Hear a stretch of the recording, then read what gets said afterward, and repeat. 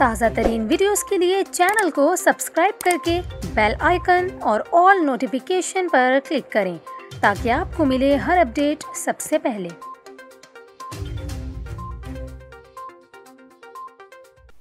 और अभी आपको अच्छी खबर दें, वफाकी हुकूमत ने पेट्रोलियम मसनूआत की कीमतों में कमी का ऐलान कर दिया।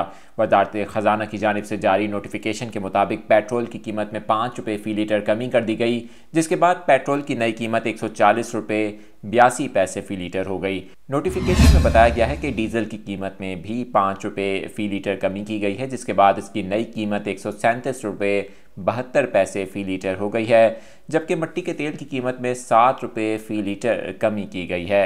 वज़ारत ख़जाना के मुताबिक लाइट डीजल की कीमत में 7 रुपये 1 पैसे फ़ी लीटर की कमी की गई है, जिसके बाद इसकी नई कीमत 107 रुपये 6 पैसे मुकर्रर कर दी गई है। मुल्क में पेट्रोलियम मसनूआत की नई कीमतों का इतलाक़ आज रात 12 बजे से आइंदा 15 रोज़ के लिए होगा।